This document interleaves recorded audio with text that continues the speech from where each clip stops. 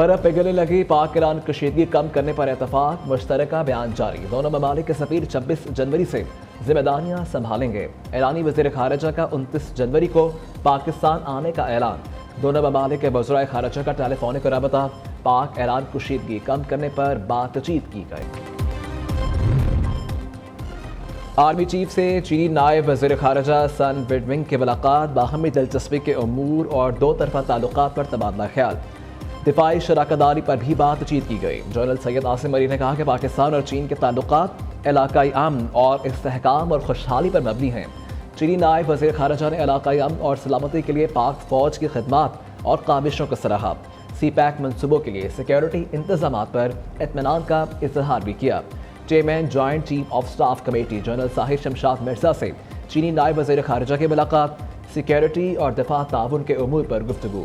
نگراں وزیر اعظم انوار الحق کاکڑ سے بھی سن ویڈونگ کی ملاقات، جاری منصوبوں کی پروقت تکمیل یقینی بنانے کے لیے مل کر کام کرنے کے عزم کا اظہار کیا گیا۔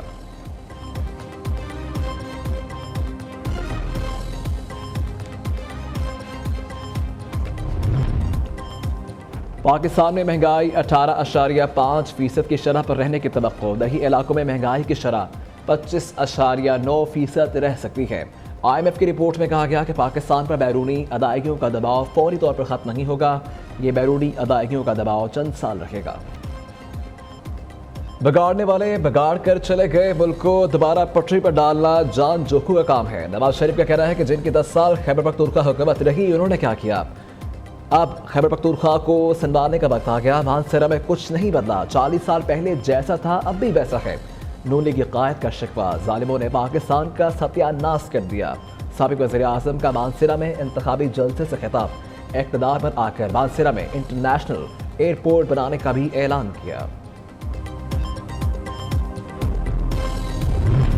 مانسہرہ نے اپنا فیصلہ 8 فروری کی بجائے 22 جنوری کو سنا دیا ہے۔ میں ان کو کوئی بد دعا نہیں دینا چاہتی۔ آج وہ جو بھی بھگت رہے ہیں، انسان کے اعمال انسان کو بہت دور تک چھوڑ کے آتے ہیں، پوری زندگی پیچھا کرتے ہیں۔ آپ کھڑے ہو کر جلسوں میں اپنی خواتین کو آوازیں کسو، کیا یہ ہمارا کلچر ہے؟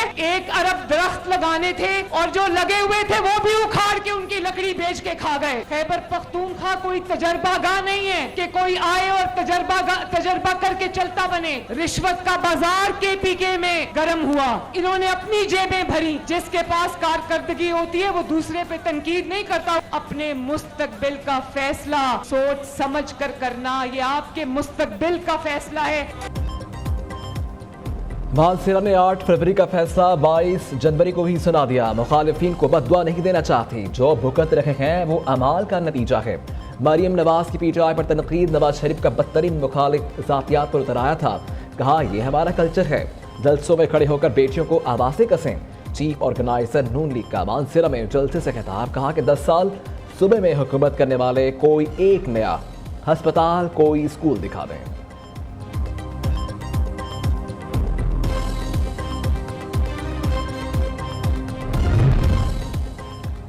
ملک میں ترقی کا دوبارہ سفر چاہتے ہیں تو شے پر مہر لگائے۔ PTI حکومت نے ملک کو تباہی کے دہانے پر پہنچایا، ہماری حکومت رہتی تو ملک میں اندھیروں کا خاتمہ ہو چکا ہوتا۔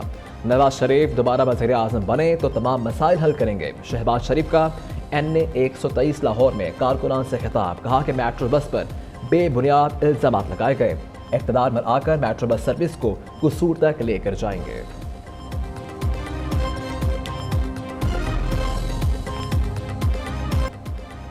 پاکستانی معیشت کے لیے نواز شریف کی کارکردگی بہترین رہی۔ 3 دہائیوں میں نواز حکومت کی پالیسیز نے ملک کی معیشت کو استحکام دیا۔ بلومبرگ کی رپورٹ جاری کر دی گئی۔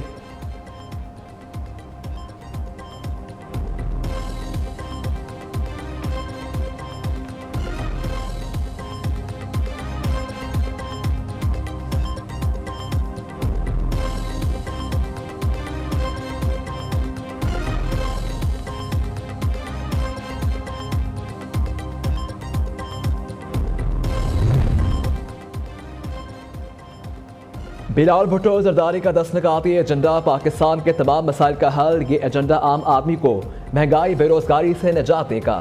آصفہ بھٹو کہتی ہیں کہ 8 فروری پیپلز پارٹی کی جیت کا دن ہے، اس روز ترقی یافتہ اور روشن پاکستان کا حقیقی سفر شروع ہوگا۔ ہمیں ختم کرنے کی باتیں کرنے والے آج در بدر ہیں، پی ٹی آئی کی واقعات کو ختم کر کے دم لیں گے، مولانا فضل الرحمان کا چیلنج۔ اس بار انشاءاللہ افغانستان دوست حکومت بنے گی، پہلے جتنی بھی حکومتیں برسر اقتدار رہیں وہ افغان مخالف تھیں۔ سربراہ JJI نے لکی مربت میں ورکر کنونشن سے خطاب میں کہا کہ ہمارے مقابلے میں آج جو امیدوار کھڑے ہیں وہ ایمان سے خالی ہیں۔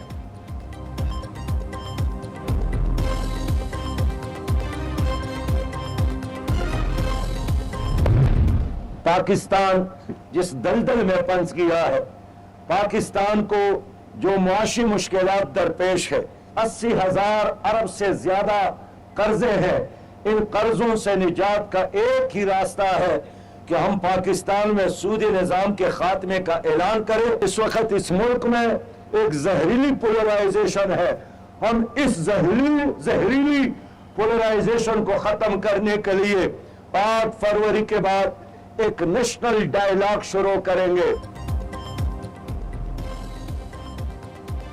حکمران پارٹیز نے سیاسی اور معاشرتی تقسیم بڑھانے میں کلیدی کردار ادا کیا، ملک میں زہریلی پولرائزیشن ختم کے لیے گرینڈ نیشنل ڈائیلاگ کی ضرورت ہے۔ امیر جماعت اسلامی سراج الحق نے کہا کہ نفرتوں کا خاتمہ ممکن بنا کر مستحکم پاکستان کی بنیاد رکھی جائے۔ جماعت اسلامی الیکشن میں کامیاب ہو کر تمام سیاسی پارٹیز کو میز پر لائے گی۔ سابق DGI فیض حمید نے عدلیہ پر اثر انداز ہونے کا الزام مسترد کر دیا۔ شوکت عزیز صدیقی کیس میں جواب جمع کروا دیا، کہا کہ شوکت عزیز صدیقی سے کبھی رابطہ کیا نہ نواز شریف کی اپیلوں پر بات ہوئی۔ سابق جج نے اپنی تقریر اور جوڈیشل کونسل کے سامنے کسی مبینہ ملاقات کا ذکر نہیں کیا۔ شوکت عزیز کے تمام الزامات بے بنیاد اور من گھڑت ہیں۔ سابق چیف جسٹس اسلام آباد ہائی کورٹ انور قانسی بریگیڈیئر ریٹائر عرفان رامے نے بھی سپریم کورٹ میں جواب جمع کروا دیا۔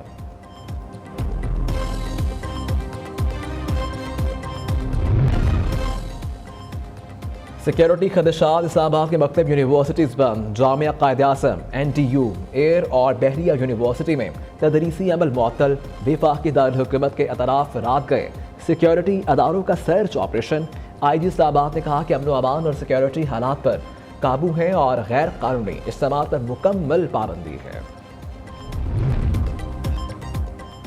لاہور سمیت پنجاب بھر میں شدید سردی کی لہر برقرار ہے، میدانی علاقوں میں دھند کا راج ہے، دھند کے باعث موٹر وے مختلف سیکشن سے بند ہے، پروازوں کے شیڈول متاثر، شہری غیر ضروری سفر سے گریز کریں۔ ترجمان موٹر وے پولیس کی ہدایت، ملک کے بیشتر علاقوں میں موسم سرد اور خشک رہنے کی پیشن گوئی۔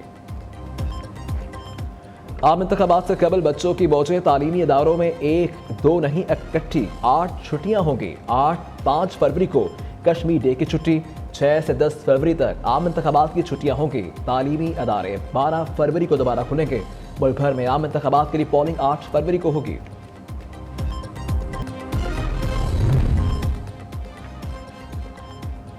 چمکتا پانی دھندلا گیا، صاف اور شفاف دریائے سبات آلودہ ہو گیا۔ قدرتی حسن سے مالا مال وادی سوغات کی ندیاں اور چشمے گندگی کے ڈھیر میں تبدیل۔ سیاحوں اور مقامی افراد نے انتظامیہ کو آڑے ہاتھوں لے لیا، خوب کھری کھری سنائی۔